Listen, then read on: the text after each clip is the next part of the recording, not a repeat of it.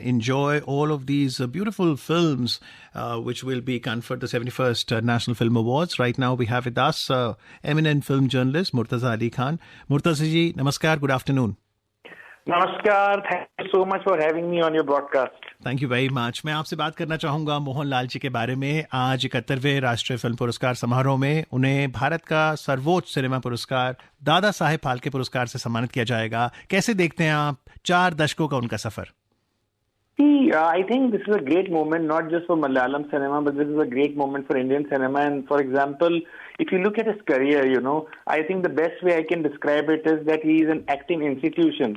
He's not just a superstar. He's not just an actor's actor or a director's actor. He's really an institution. If you look at his journey, जब उन्होंने start किया था, अगर हम 70 के दशक में जाएं towards the late 70s, तो एक नेगेटिव कैरेक्टर्स उन्होंने लगातार 4-5 साल तक किए और वहां से धीरे धीरे कैसे वो सेकेंडरी रोल्स में आए और फिर मिड 80s में 1986 में एक बहुत जबरदस्त हमने टर्न अराउंड देखा उनके करियर में.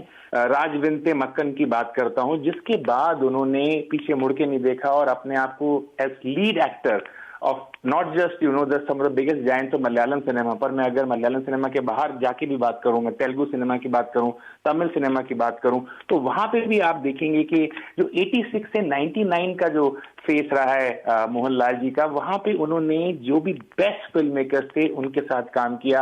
यहाँ मैं जी अरविंदन की बात कर सकता हूँ, एम.टी. वासुदेवन नायर की बात कर सकता हूँ. तो ये एक बहुत इंपॉर्टेंट फेस था. तो फेस के हिसाब से आप ट्रांजिशन देखिए, ये I think for any one who wants to become an actor, anyone who wants to learn that how a great acting career can be made, I think Mohanlal career is really the right trajectory to follow. कि start किया villainous X के साथ, supporting roles में आए, फिर lead roles में आए और अपने जो versatility है, सबसे ज्यादा जो difficult और सबसे ज्यादा iconic directors हैं उनके साथ काम करके establish किया. और late 90s के साथ अगर early 2000s देखें तो ये उनका commercial phase है मोहनलाल का. यहाँ पे उन्होंने राम गोपाल वर्मा के साथ काम किया, प्रियदर्शन के साथ काम किया और उनका जो रेंज है एक्टिंग की वो तो हम पहले ही देख चुके थे. यहाँ पे उन्होंने दिखाया अपनी आइकॉनिक स्टेचर अक्रॉस रीजन्स. तो पैन इंडिया आज हम बात करते हैं, Prabhas is pan India, but I think Mohanlal is the original pan India superstar. जी मुर्तजा जी, आप हमारे साथ फोन लाइन पे बने रहें. इस समय रेड कारपेट पे मैं देख रहा हूँ मेघना गुलजार जी को. मेघना जी की बात सुनते हैं, फिर वापस आपसे मोहन जी पर और बातचीत करेंगे. Beautifully, many congratulations to you.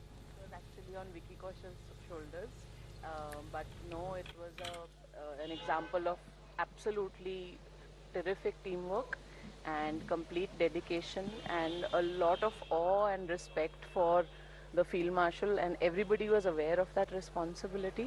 So that was the biggest thing, and that's what shows. And I think both Ronnie and I were most happy that the award that we got was for a film that promotes values of national integration and culture and environment, because that's what Sam Manekshaw stood for, values.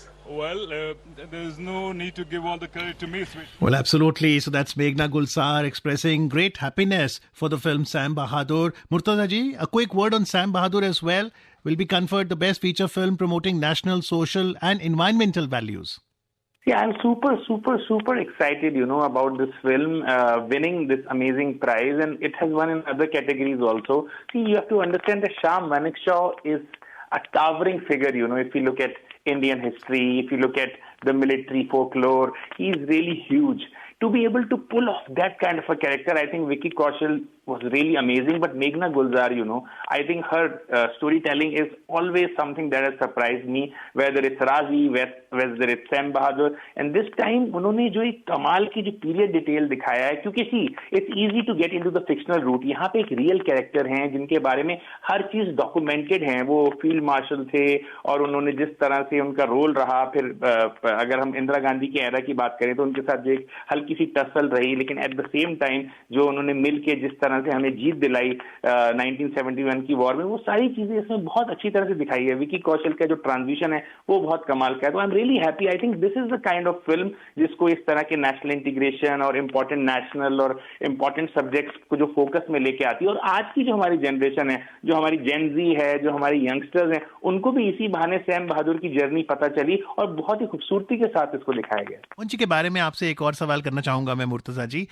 2005 में उनकी एक film आई थी थन माथरा, और वो Alzheimer पे थी, तो मेंटल हेल्थ पे वो फोकस था। और क्योंकि उन्हें 5 बार पहले ही नेशनल फिल्म अवार्ड मिला है, मैं श्रोताओं को बताना चाहूंगा कि 1999 में एक फिल्म आई थी वनाप्रस्थम, जिसमें मोहन जी ने किरदार निभाया था कुंजी कुटुम का, और वो कथकली डांसर बनते हैं उसमें, और उस साल के लिए उन्हें best actor national film award मिला था।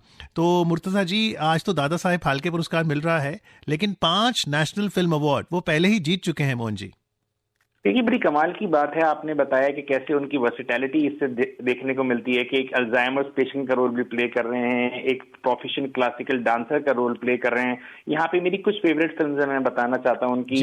एक भारतम है जो मुझे बहुत पसंद है, मेरे दिल के बहुत करीब है। वानप्रस्थम के बारे में आपने ऑलरेडी मेंशन कर दिया। दृश्यम, आई थिंक ऐसा हो ही नहीं सकता कि बात ना करें जॉर्ज कुटी की जो उनकी भूमिका है उस पर, तो आई थिंक एक लंबी बातचीत हो सकती है। और Drishyam 3 has just been announce, so I am super excited already. I think उन्होंने बोला कि मैं पूजा करूंगा, उसका मुहूर्त होगा और उसके जस्ट बाद ही will be taking the flight to receive this amazing Dadasaheb Phalke award from महामहिम श्री द्रौपदी मुर्मू, हमारे राष्ट्रपति महोदया जो हैं उनसे। तो एक बड़ा इंपॉर्टेंट जर्नी है। आप यहाँ पे देखिए जिस तरह से उन्होंने अपने करियर को स्टार्ट किया, और करियर स्टार्ट होने के बाद एक बहुत इंपॉर्टेंट ट्रेजेक्ट्री जो मैं लेट 90s में आपको लेके जाना चाहता हूँ। एक फिल्म जो मेरे दिल के बहुत करीब है, इरुवर। तमिल सिनेमा में उन्होंने एक अपना जो एक बहुत ही गहरी छाप छोड़ी है, उसमें इरुवर एक बहुत इंपॉर्टेंट रीजन है। मणिरत्नम साहब की पॉलिटिकल थ्रिलर है, और ये एक्चुअली में राइवलरी दिखाती है एमजीआर और एन करुणानिधि की। और जो लोग नहीं जानते उनको ये फिल्म देखनी चाहिए। इसमें मोहनलाल की डिफरेंट डायमेंशन देखने को मिलती है। वो एक यंग एमजीआर के रोल में दिखते हैं, who is really sad and heartbroken by the untimely death of his wife.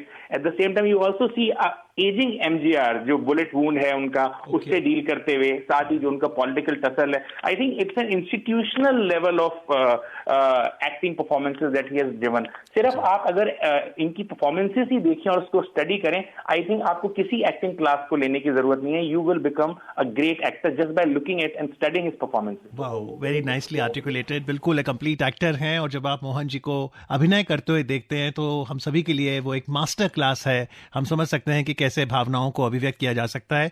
आज आकाशवाणी से जुड़ने के लिए मुर्तजा अली खान जी, आपका बहुत बहुत आभार। Thank you very much. Thank you so much. Thank you. तो एक बार फिर से बता दें कि आकाशवाणी पर हम आप तक पहुंचा रहे हैं 71वें राष्ट्रीय फिल्म पुरस्कार समारोह को, और दादा साहेब फाल्के पुरस्कार जो कि सर्वश्रेष्ठ पुरस्कार है भारतीय सिनेमा का, वो आज प्रदान किया जाएगा मोहनलाल जी को।